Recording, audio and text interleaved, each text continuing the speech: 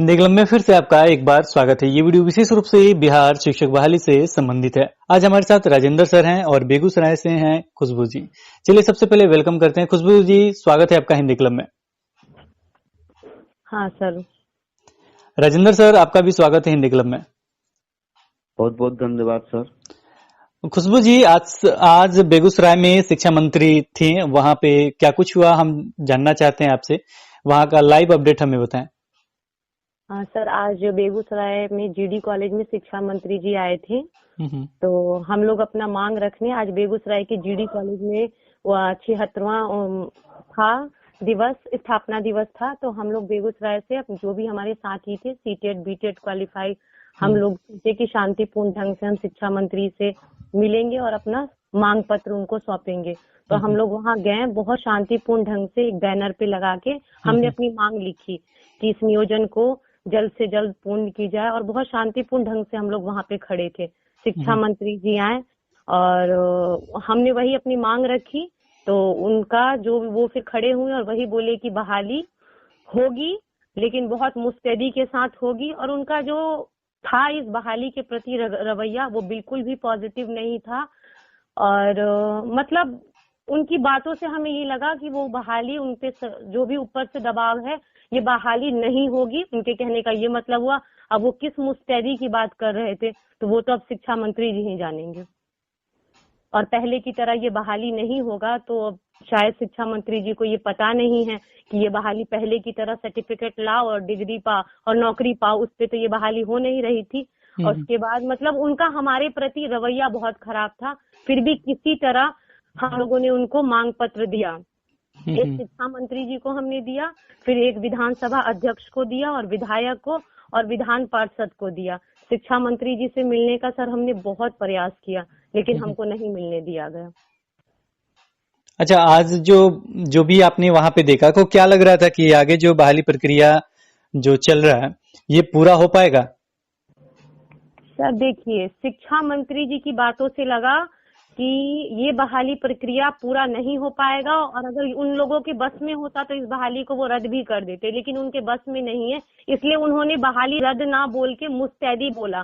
और मैं बस यही कहूंगी सर, सरकार का बिल्कुल ठीक नहीं है, लेकिन हम जो भी भाई बहन हैं, बीटेड सीटेड क्वालिफाई जो भी हैं, यदि 18 तारीख को हम लोग पटना की धरती पे एक साथ, खासकर मेरी बहनें, भाई तो हमारे जरूर आएंगे, लेकिन मैं अपनी उन बहनों को जरूर ये कहना चाहती हूँ कि 18 तारीख को यदि पटना की धरती पे महिला शक्ति उतर गई, तब ये निश्चित रूप से पूरी, इसका पूरा आश्वासन मैं अपनी तरफ से देती हूँ। बस 18 को भारी संख्या में हमारी बहनें पटना की धरती पे उतर जाएं। यानी 18 जनवरी 2021 को महाआंदोलन एक तरह से कहा जाए तो आप लोगों ने रखा है डेट? हाँ, हम लोगों ने सर डेट रखा है, क्योंकि सरकार का रवैया बिल्कुल भी ठीक नहीं है। आज शिक्षा मंत्री से भी हमने बहुत शांतिपूर्ण ढंग से अपनी मांग रखी, लेकिन बस अब इस बहाली को यदि कोई करा सकता है तो वो महाआंदोलन ही करा सकता है और महिला शक्ति ही करा सकती है। क्योंकि सरकार का सर जो रवैया, मुझे लगा कि यदि हमारे भाई सब जाएंगे तो उनके साथ लाठीचार्ज, ये सब बहुत छोटी बातें होंगी। इसीलिए मैं अपनी बहनों को दोनों हाथ जोड़ के ये निवेदन करना चाहती हूँ कि आप लोग अपनी जिंदगी में यदि नौकरी चाहते हैं, नहीं तो ये जो बहाली है सर 5 वर्षीय योजना में जाने वाली है, और यदि वो बहाली चाहते हैं तो इतना फॉर्म भरा आपने जाके, कितना खर्च हुआ सबका पैसा, तो आप अपने जीवन के 2-4 दिन नहीं दे सकते हैं पटना के आंदोलन में। तो मैं अपनी बहनों से बस ये रिक्वेस्ट करना चाहती हूँ कि आप आइए पटना 18 तारीख को, और बहाली तो ये होके रहेगी। बस महिला शक्ति पे ये पूरा अब आश्रित हो चुकी है, ये बहाली हमारी महिला शक्ति पे। ओके, चलिए एक बार लाइव खुद हम लोग देख लेते हैं और सुन लेते हैं कि क्या कहा है आज शिक्षा मंत्री ने बेगूसराय में। चलिए लाइव देखते हैं। और इस तरह से खाली कागज लेके बैठे रहिएगा। नियोजित शिक्षकों ने बिहार का क्या हाल किया हुआ है, ये पूरे बिहार के लोगों को पता है। दूध का चला मट्ठा भी फूंक फूंक कर पीता है। बहाली पूरी मुस्तैदी से होगी, जैसे पहले बहाली होती थी वैसे बहाली नहीं होगी। दबाव मत बनाइए। अब चलिए कुछ प्रश्न करते हैं राजेंद्र सर से। राजेंद्र सर, हम आपसे कुछ बातचीत करना चाहते हैं, अगर आप लाइन पे मौजूद हैं तो। बिल्कुल बिल्कुल सर, मैं लाइन पर मौजूद हूँ, आप मुझसे बात कर सकते हैं। जैसे सर जो शिक्षा मंत्री ने कहा कि दूध का जला मट्ठा फूक फूक कर पीटा है, कहावत भी आपने सुना होगा, यही शिक्षा मंत्री का उपयोग किया गया है। और आगे उन्होंने बोला था, हम पर दबाव मत बनाइए, वर्तमान नियोजन प्रक्रिया से बहाली नहीं होगी, इसके लिए पूरी मुस्तैदी से करेंगे या नई व्यवस्था करेंगे, इस तरह का उन्होंने शब्दों का प्रयोग किया है। तो ये क्या कुछ कहना चाहते हैं, कुछ खुल के बताइए आप इसके बारे में। आज जो बेगूसराय में शिक्षा मंत्री का जो व्यवहार था वो बिल्कुल ही उसको लोकतांत्रिक व्यवहार नहीं कहेंगे, संसदीय व्यवहार हम नहीं कहेंगे, क्योंकि उनका जो व्यवहार काफी रॉड व्यवहार था। और जो हमारी जो बहनें या भाई हमारे वहां गए थे मांग पत्र देने के लिए, उन लोगों को वो इस दृष्टिकोण से देख रहे थे जैसे लगता है कि कोई किसी से घृणा के दृष्टिकोण से देखता है। और ये लोगों ने काफी अपनी मांग रख करके उनको, उनके नजर में लग रहा था कि ये काफी अपराध कर दिए हैं, इस तरह से नफरत के दृष्टिकोण से देख रहे हैं। ये शिक्षा मंत्री बार बार कहते हैं कि नियोजित शिक्षक आज तक क्या पढ़ाया है और नियोजित शिक्षक क्या पढ़ाया है पूरा बिहार के लोग देखा है। तो मैं तो शिक्षा मंत्री से सीधे सीधे ये सवाल पूछता हूँ कि ये नियोजित शिक्षक का नियोजन किसने किया था? ये 15 साल से पहले से आपने हर एक विभाग में कॉन्ट्रैक्ट बेसिस पर लोगों को खटवा करके कम कम पैसा देकर खटवाया। हमारे जो नियोजित भाई थे उनको आपने वेतन नहीं दिया समय पर, नहीं आप उनको समय पर वेतन देते हैं। 9 महीना 10 महीना जब हो जाता है तो आप वेतन देते हैं।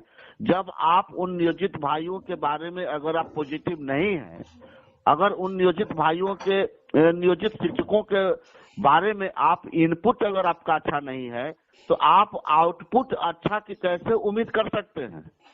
आपने शिक्षकों के लिए क्या किया आज तक?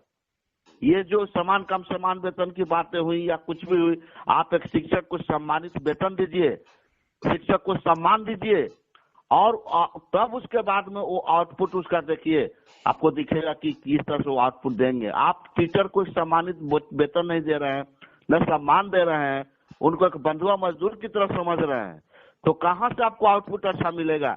आप जा करके दिल्ली से सीखिए, दिल्ली में वहाँ टीचर को जिस तरह से प्रेफरेंस दिया गया है, सम्मान दिया गया है, वेतनमान दिया जाता है, वेतन दिया जाता है समय पर, तो वहाँ के सरकारी टीचर ने आउटपुट करके दिखाया है। तो क्या बिहार में हमारी योग्यता की कमी है? पहली बात। दूसरी बात है कि ये बार बार जो ये योग्यता की बात करते हैं शिक्षा मंत्री, मैं उनसे ये पूछना चाहता हूँ कि 2017 में जो बीटेट एग्जाम हुआ, क्या वो पारदर्शी ढंग से नहीं हुआ था? क्या सीटेट का एग्जाम जो है वो चोरी से होता है? तो क्या हम लोगों ने सीटेट बीटेट पास करके हमारे जो भी भाई बहन हैं या जो भी हैं वो बीएड करके, अधिकांश जो पीजी किए हुए हैं, बीएससी करके, पीजी करके, एमएड करके, जो हमारे जो अभी स्कूल में जाने वाले 45,000 जो भाई अभी वर्तमान में हैं, अगर यही लोग जाएगा स्कूल में तो वहां पर गुणवत्तापूर्ण शिक्षा आएगी। और इस तरह की बात क्यों करते हैं कि हमारी योग्यता पर शक कर रहे हैं?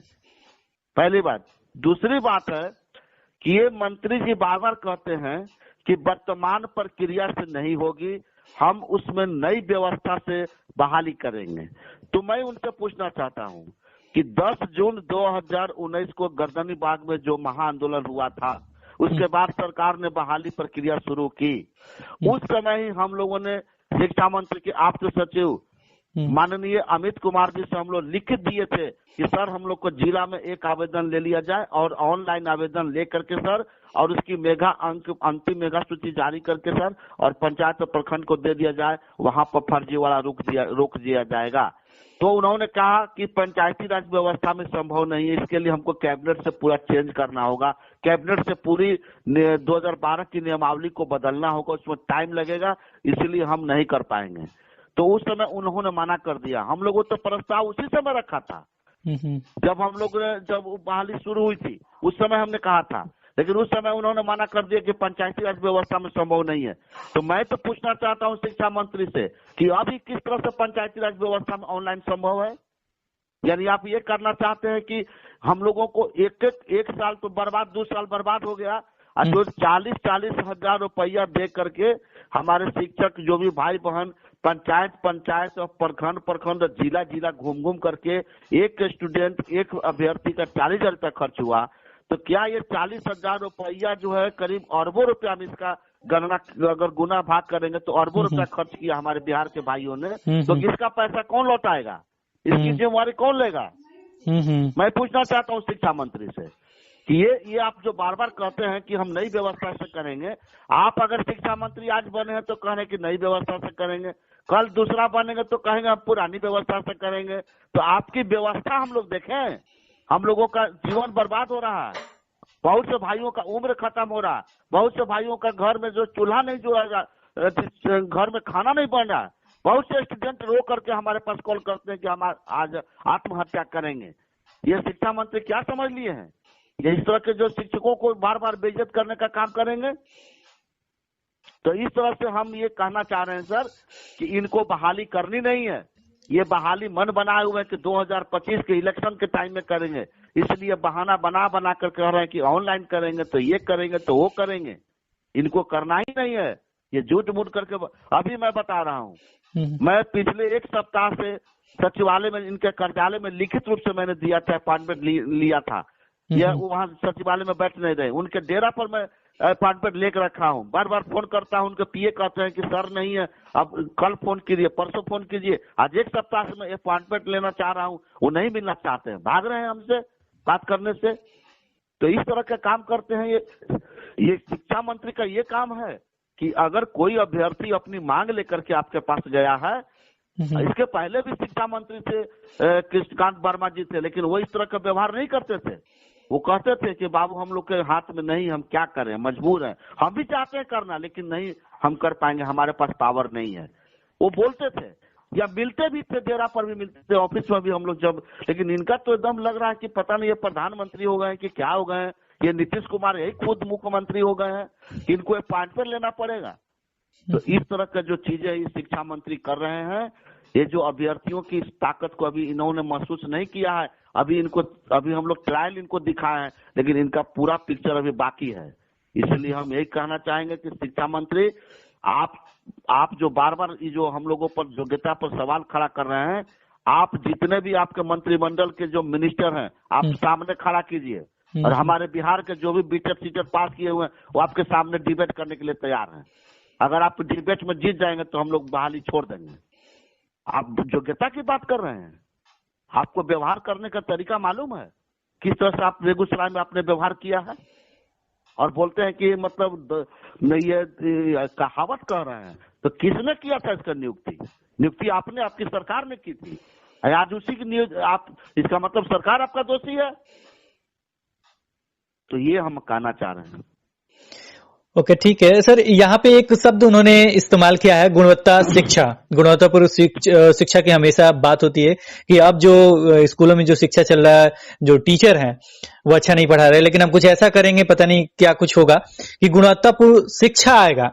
लेकिन आप जानते हैं कि जो भी स्कूल है वहां पे शिक्षकों की बहुत ज्यादा कमी है, बहुत सारे स्कूल है। तो ये किस गुणवत्तापूर्ण शिक्षा की बात हो रही है? क्या इस पे कुछ कह सकते हैं क्या कि किस गुणवत्तापूर्ण शिक्षण की बात कर रहे हैं? ये गुणवत्तापूर्ण शिक्षा के लिए गुणवत्तापूर्ण इनको काम भी करना पड़ेगा, तभी गुणवत्तापूर्ण शिक्षा होगी। आपको मैं बता रहा हूं कि 2017 में जो बीटेट पास किए पूरी पारदर्शी ढंग से, या सीटेट पास किए हुए जो भी भाई बंधु अभी के वर्तमान में जो आवेदन किया है, वो सभी योग्यता उनकी अच्छी है, क्योंकि वो जो है वो कोई भी ऐसा नहीं जो पीजी से नीचे है, और पीजी करने के बाद भी वो सीटेट बीटेट भी क्वालिफाइड हैं, बीएड किए हैं, एमएड भी किए हुए हैं। तो उस तरह के जो शिक्षक जब स्कूल में जाएंगे, अब बताइए, इस तरह के शिक्षक रोड पर घूम रहे हैं, और आपने पहले जो बहाली की है, आप ही की सरकार की है बहाली, तो फिर आपको वहां पर कहा गया था आपकी गुणवत्तापूर्ण बहाली करनी चाहिए थी, आपने नहीं किया। और जो अभी गुणवत्तापूर्ण शिक्षक जो आपके सामने खड़े हैं, रोड पर खड़े हैं, वो बेचारे घूम रहे हैं, उनको आप स्कूल में लाना नहीं चाहते हैं। अगर यही जो भी हमारे बिहार के जो अभी वर्तमान में जो भाई बंधु जो शिक्षक बनने की जो योग्यता है, उनकी पूरी योग्यता सही है, और वही जो है जाएंगे स्कूल में, तो इनकी गुणवत्तापूर्ण शिक्षा होगी। गुणवत्तापूर्ण शिक्षा के लिए महीने महीने आपको वेतन देना होगा, महीने महीने आपको वेतन देंगे, समय पर वेतन देंगे, उनको सम्मान देंगे, तभी जाकर के वो स्कूल में भी अपनी गुणवत्तापूर्ण शिक्षा को लाने का प्रयास करेंगे। आप चाहेंगे कि आप इनपुट कुछ दे ही नहीं, और आउटपुट आपको अच्छा मिलना चाहिए, तो ये नहीं होगा। आप गुणवत्तापूर्ण शिक्षा लाना चाहते हैं, ये वर्तमान में जो भी अभी नियोजन प्रक्रिया चल रही है उसकी काउंसलिंग का डेट जल्द से जल्द जारी कीजिए, और ये जो वर्तमान में जो शिक्षक बनेंगे वही आपके बिहार में गुणवत्तापूर्ण शिक्षा लाने का काम करेंगे। मैं इसका पूरी तरह से मैं आपको ईमानदारी के साथ बोल रहा हूँ कि ये सभी योग्य है और सभी इनके अंदर क्वालिटी है, वो बच्चों को अच्छे से पढ़ाएंगे और गुणवत्तापूर्ण शिक्षा आएगी। सर यहाँ पे प्रश्न को थोड़ा सा मैं घुमा रहा हूँ। प्रश्न मेरा ये था कि अभी जो बिहार का स्थिति है, बहुत सारे मतलब शिक्षक के पद खाली हैं और वहां पे ये कह रहे हैं कि गुणवत्तापूर्ण शिक्षा हम लेके आएंगे, क्या चेंजिंग करेंगे, जबकि हम जानते हैं, सारे अभ्यर्थी जानते हैं कि जितने अभ्यर्थी हैं कि वो बीएड किए हैं, डीएलएड किए हैं, सारे चीज करने के बाद जो भी प्रोसेस होता है वो सारी चीज करने के बाद उनका मतलब वर्तमान में जो प्राथमिक शिक्षकों की नियोजन प्रक्रिया चल रही है उसका मेधा सूची भी लगभग 90% क्लियर हो चुका है, लेकिन फिर भी वो उन लोगों का बहाली नहीं कर रहा है, इतना रिक्ति होते हुए भी। और वहां पे ये गुणवत्तापूर्ण शिक्षा की बात कर रहे हैं, तो ये किस तरह का गुणवत्तापूर्ण शिक्षा की बात है, जबकि रिक्त है स्कूल में, टीचर बच्चे बहुत ज्यादा हैं, टीचरों की संख्या कम है, तो वहां पे कौन सा गुणवत्तापूर्ण शिक्षा की बात की जा रही है?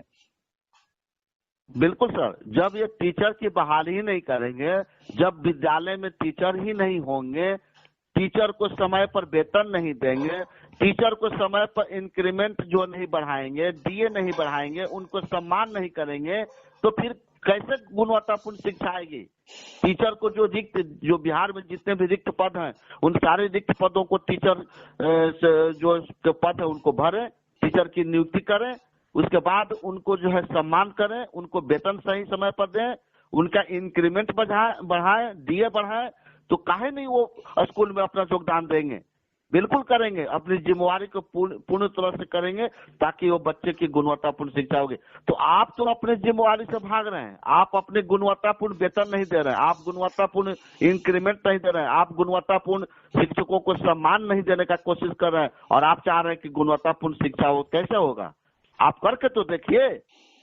मैं तो बोल रहा हूँ कि दिल्ली में जाकर के दिल्ली से सीखिए, दिल्ली में जिस तरह से टीचर को वहां पर सम्मान दिया गया है, उनका वेतन सही समय पर मिलता है, स्कूल की व्यवस्था अच्छी है, बिल्डिंग अच्छे हैं, स्कूल में रिक्त पद नहीं है, शिक्षकों की सारी पदें जो है भरी हुई हैं, शिक्षकों से वो अपनी गुणवत्तापूर्ण अपना ड्यूटी कर रहे हैं, इसलिए वहां पर गुणवत्तापूर्ण आउटपुट भी मिल रहा है।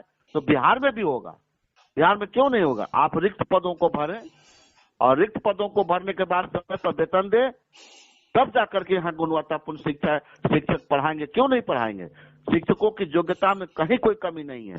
सारे अभी जो वर्तमान में जो अभी बहाली होने वाली है, जितने भी शिक्षक बनने वाले हैं सारे योग्य हैं, उनके अंदर योग्यता है। और ये प्रधान सचिव ने एक दिन सवाल पूछा था कि आप लोग क्या किए हैं? मुन्नी जी ने बताया कि मैं बीएससी ऑनर्स करके सर मैं पीजी कर रही हूँ। अब बताइए, जो बीएससी ऑनर्स करके जो पीजी करके जो प्राइमरी टीचर बनेगा, तो क्या उसकी गुणवत्तापूर्ण शिक्षा नहीं बदलेगी? इनको कौन सी योग्यता पर शक है? तो इस तरह का जो सरकार जो दूसरे के माथा पर जो है सारी जो जवाबदेही दे करके ये बचना चाहती है कि हम बिल्कुल ही हम राफ साफ हो जाएं, ये नहीं होगा। आप अपनी रिस्पॉन्सिबिलिटी को निभाइए, टीचर अपनी रिस्पॉन्सिबिलिटी निभाएगा और गुणवत्तापूर्ण शिक्षा आएगी, जरूर आएगी। अच्छा, यहाँ पे सर एक और अंतिम प्रश्न आपसे लेंगे हम। वर्तमान में जो है प्रारंभिक नियोजन प्रक्रिया चल रहा है, इसका देखा जाए तो लगभग 90% मेधा सूची का प्रकाशन हो चुका है, और इस समय देखा जाए तो लगभग अंतिम अवस्था में ये जो नियोजन प्रक्रिया चल रहा है, अंतिम अवस्था में है। इसके बाद मतलब काउंसलिंग का डेट आएगा, उसके बाद नियोजन पत्र बंटना शुरू हो जाएगा काउंसलिंग कराने के बाद। ऐसे में सरकार का ये कहना है, जैसे आपने अभी शिक्षा मंत्री का जो वक्तव्य सुना, उसमें ऐसे कहना है कि जो अभी शिक्षक बहाली जो प्रक्रिया है वो नई व्यवस्था से होगी, नियोजन प्रक्रिया जो होगी नई व्यवस्था से होगी। इस पे आप क्या कहना चाहते हैं, जबकि आप जानते हैं कि 90% मेधा सूची का प्रकाशन हो चुका है? बहुत ही अच्छा प्रश्न है सर आपने पूछा है। सबसे पहले मैं शिक्षा मंत्री से ये पूछना चाहता हूँ कि जब आपने 90% मेधा सूची का प्रकाशन करा चुके हैं और जब आपको काउंसलिंग का डेट बताना है, काउंसलिंग का डेट इशू करना है, तब आप गुणवत्तापूर्ण शिक्षा की बात कर रहे हैं और तब आप कह रहे हैं कि हम नई व्यवस्था लाएंगे। ये कौन सी प्रक्रिया है? मैं पूछना चाहता हूं शिक्षा मंत्री जी से कि बिहार के जो भी हमारे भाई बहन हैं, जिन्होंने एक एक करके एक कैंडिडेट का, एक अभ्यर्थी का 40,000 रुपया खर्च केवल उनका आवेदन करने में, नियोजन प्रक्रिया में जो आवेदन करना उसमें खर्च है। और आप सोच लीजिए कि पूरे बिहार में जो सभी भाई बहनों ने किया होगा तो करोड़ों का ये अरबों रुपया में जाएगा। ये अरबों रुपया खर्च हुआ है, हमारे भाई बहनों ने किया, इसका देनदार कौन होगा? और आप जो नई व्यवस्था की बात कर, नई व्यवस्था की बात कब होती है? शुरू में होती है नई व्यवस्था, जब अंतिम प्रक्रिया हो गया तब आप नई व्यवस्था से करेंगे और फिर आप 2 साल तक लटका के ले जाएंगे। यानी कहने का मतलब कि ऑनलाइन आवेदन तो क्यों नहीं आपने, जब हम लोग 10 जून का आंदोलन हुआ उस समय हम लोग मांग किया था। अभी वर्तमान में जो है वो जो सामान्य जो है वो प्रशासनिक विभाग में चले गए अमित कुमार जी, जाकर उनको बुला करके दिलाए ऑफिस में, और हम भी आते हैं। क्या हमने उनको आवेदन नहीं दिया था? मैंने कहा था कि एक जो आवेदन सब जिला में मंगा लिया जाए और उसको ऑनलाइन करके सर उसका मेगा सूची बनाकर प्रखंड पंचायत को दे दिया जाए। तो उस समय तो उन्होंने कहा कि पंचायती राज व्यवस्था के अंतर्गत ये संभव नहीं है। तो अब कैसे पंचायती राज व्यवस्था के अंदर ऑनलाइन संभव हो गया? तो इसलिए इनको करना नहीं है बहाली सर। ये किसी तरह से बहाली को लटका करके 2025 के इलेक्शन तक ले जाना चाहते हैं और उसमें उजागर के करना चाहते हैं, पंचवर्षीय योजना में डालना चाहते हैं। ये इनकी नई व्यवस्था हमको समझ में नहीं आ रहा है। ये कौन सी नई व्यवस्था की बात कर रहे हैं आप? नई व्यवस्था तब करते हैं जब आप शुरुआत इसकी किए थे, जब नियोजन प्रक्रिया शुरू हुई थी।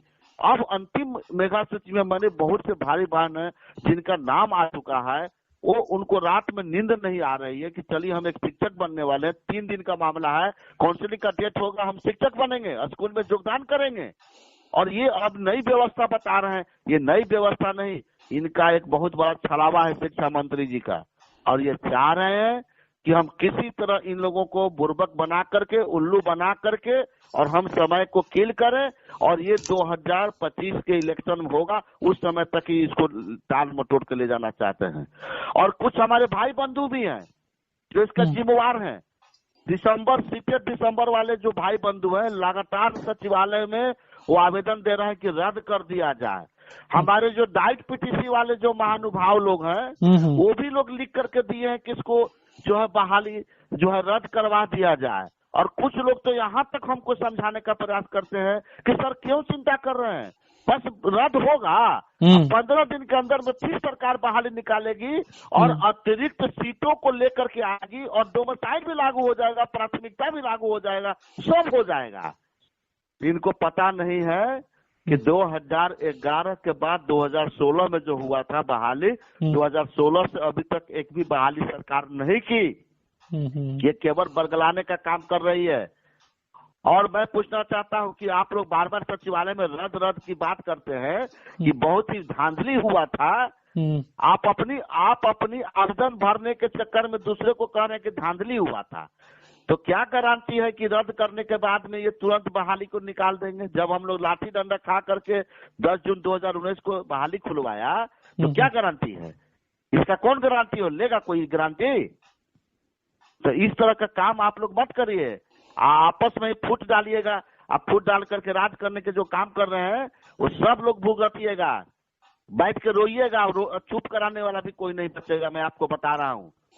इसीलिए अभी भी वक्त है, अभी संभलिए, सरकार पर दबाव बनाइए, 94,000 की बहाली हो जाने दीजिए, उसके बाद ही आप लोग की बहाली होगी। आप कोर्ट का भी आदेश को समझने की कोशिश कीजिए, कोर्ट ने आपको आदेश क्या दिया है, लेकिन फिर भी आप लोग गलती कर रहे हैं उस चीज को। सरकार का मन ऐसे बढ़ गया है, सचिवालय में आवेदन पर आवेदन, प्रतिदिन आवेदन डाला जाता है कि रद्द कर दिया जाए। और डाइट पीटीसी वाला कहते हैं कि 86,000 को रिजर्व कर दिया जाए। तो इस तरह का काम करेंगे, आपसी एकता फूटेगी, सरकार अब नई व्यवस्था खोजने लगी है। इसलिए हम आप लोगों से ये कहना चाहते हैं कि ये जो आप लोग बार बार जो आवेदन जा करके दे देते हैं, रद्द करने की बात कर रहे हैं, आप एक चीज समझ लीजिए, ये सरकार एक बार रद्द करेगी तो फिर ये बहाली पंचवर्षीय योजना में जाने वाली है। फिर आप लोग रोइएगा, उसके बाद आप कहिएगा कि हम क्या बोले थे। ये सरकार की हम बहुत अच्छी तरह से इसकी नीति को समझ रहे हैं, इसलिए हम आप लोगों से रिक्वेस्ट करते हैं कि आप लोग इस तरह का विरोध नहीं करें। और आप ही लोग के विरोध के कारण ये सरकार का मन बिगड़ा है, नहीं तो हम लोग अभी काउंसलिंग का डेट निकलवा लेते और 94,000 की जो बहाली होगी उसके बाद ही नेक्स्ट बहाली होगी। आपका कोर्ट ने भी ये बात को कहा, या कोर्ट की बात को भी आप स्वीकार कीजिए। इसलिए हम लोग एकता बना करके सरकार से काउंसिलिंग का डेट इशू कराएं, हम लोग जल्द से जल्द डेट को लागू करवाएं, डेट निकलवाने का प्रयास करें, उसमें आप लोग सहयोग करें। और नहीं तो टुकड़े टुकड़े में बढ़ जाएंगे, कोई पूछने वाला नहीं रहेगा, कहीं के नहीं रहिएगा आप लोग, ना हम लोग रहेंगे। इसलिए आप लोग भाइयों से निवेदन है कि आप लोग इस बात को समझिए और जो भी आगे होगा उसमें आप लोग सहयोग कीजिए। हम लोग सरकार पर दबाव बनाएंगे, हम लोग छोड़ेंगे नहीं, हम लोग हर तरह की हथकंडा अपनाएंगे, चाहे इसके लिए हम लोग को जितना भी जो हमें परिणाम मिलेगा हम लोग सब भुगतने के लिए तैयार हैं। लेकिन हम लोग इनकी जो है ये नई व्यवस्था जो रट रहे हैं, इनकी नई व्यवस्था हम देखना चाहते हैं कि इनकी कौन सी नई व्यवस्था है। ये बरगला करके लोगों को और अभी तक हम लोगों को बेवकूफ बना करके रखे हुए हैं और इनको आज तक नई व्यवस्था नहीं दिखाई दे रही है। अंतिम प्रक्रिया चल रही है तो इनको नई व्यवस्था दिखाई दे रही है। अच्छा, आगे की रणनीति आप लोगों की क्या है? आगे की रणनीति यही है कि मैं आपके वीडियो के माध्यम से आह्वान करता हूं कि 18 जनवरी को पटना के गर्दनीबाग में सुबह 10 बजे आप लोग आए और हम लोग आंदोलन करेंगे। हम लोग हर तरह से आगे के भी जो प्रक्रिया में लगे हुए हैं कि और भी आगे भी हम लोगों को परमिशन मिले।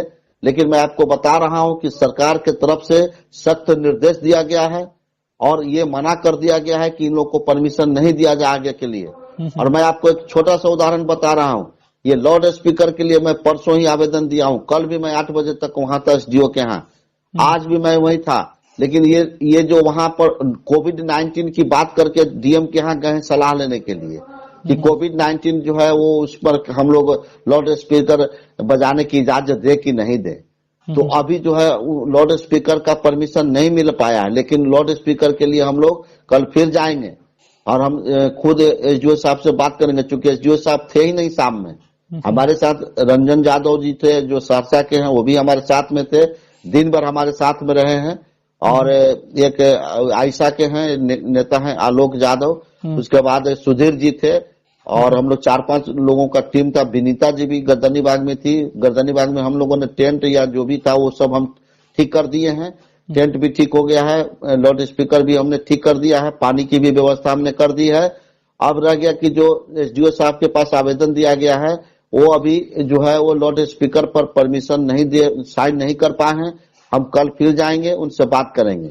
अब हम लोगों की जो लोकतांत्रिक जो मांग है उस पर भी अड़चन लगाया जा रहा है, यानी आप बोल नहीं पाए, आपको बोलने से भी मनाही कर दी जाएगी। ये ऐसा देश में पहली बार हो रहा है कि आप आंदोलन नहीं कर सकते हैं, आप लाउड स्पीकर का इस्तेमाल नहीं कर सकते हैं। इसका क्या मतलब हुआ कि अंग्रेजों के शासन से भी बदतर हो गया आज का हमारा शासन, कि हम लोग अपने लोकतांत्रिक तरीके से मांग रखना चाहते हैं सरकार के पास, तो लाउड स्पीकर के परमिशन में कोविड-19 की परवाह करेंगे, कोविड-19 में हम कैसे देंगे? ये लोग नेता लोगों का चुनाव हो गया, चुनाव में लाखों जो है भीड़ जुटा, उसमें कोविड-19 कुछ नहीं बिगाड़ा और हम लोगों का जो है वो आंदोलन करने के लिए जो लाउड स्पीकर के इस्तेमाल करने से कोविड-19 बिगड़ जा रहा है इनका। ये कहना क्या चाह रहे हैं? तो सभी तरह से सभी जगह पर सरकार की तरफ से ये दबाव बनाया जा रहा है कि इन लोग को परमिशन नहीं दिया जाए। लेकिन कोई बात नहीं है, अगर लाउड स्पीकर का परमिशन हम कोशिश कर रहे हैं, मिलेगा नहीं मिलेगा, हम लोग मुंह की आवाज से ही अपनी आवाज इतना बुलंद करेंगे कि हम सरकार के कान तक उनको पहुंचाएंगे और जो बाहरी सरकार जो बैठी हुई है उनकी कान तक आवाज हम लोग पहुंचा कर दिखाएंगे।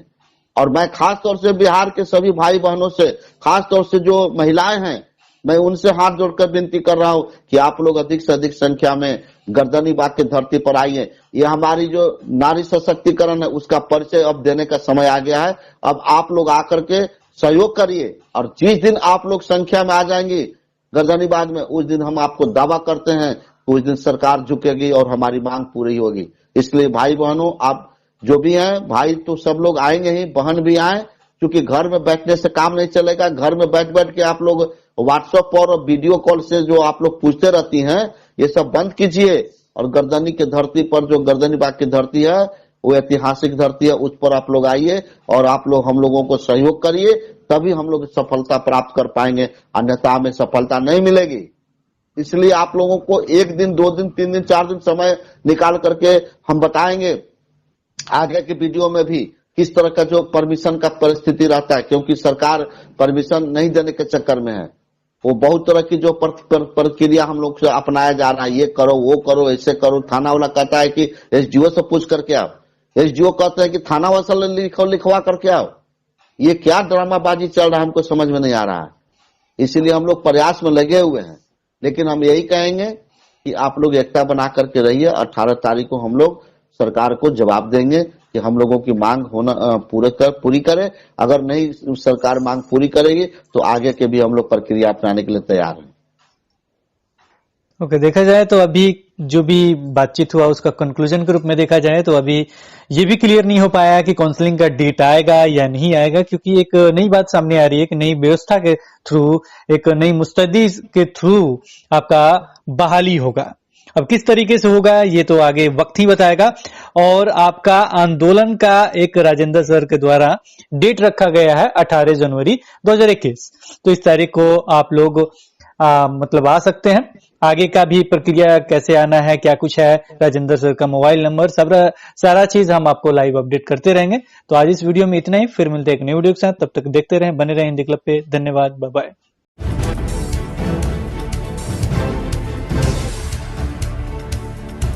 सब्सक्राइब कीजिए हिंदी क्लब को, दबाइए इस बेल आइकॉन को ताकि हमारा वीडियो आपको मिले सबसे पहले।